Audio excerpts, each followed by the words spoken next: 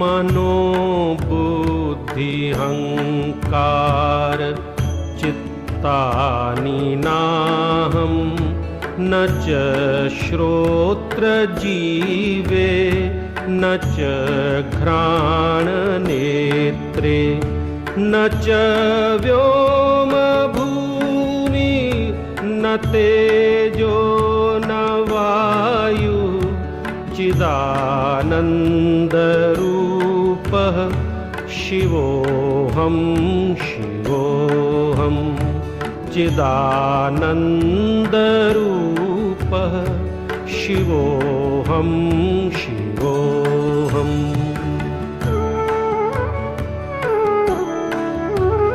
न च प्राणसंज्ञो न वै पञ्चवायुः न वा सप्तधातुर्न वा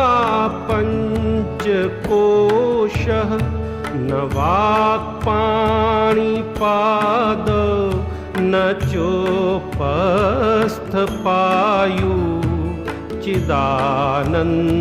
चिदानन्दरूपः शिवोऽहं शिवोऽहं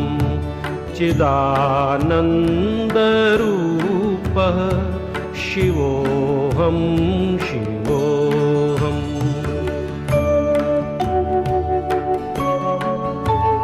न मे द्वेषरागो न मे लोभमोह मदो नैव मे नैव मात्सर्यभावः न धर्मो न चार्थो न कामो न मोक्षः चिदानन्दरूपः शिवोऽहं शिवोऽहं चिदानन्दरूपः शिवोऽहं शिवोऽहम्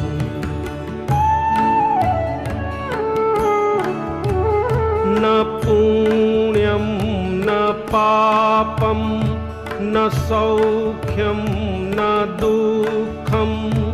न मन्त्रो न तीर्थं न वेदा न यज्ञा अहं भोजनं नैव भोज्यं न भोक्ता चिदानन्दरूपः शिवोऽहं शिवोऽहम्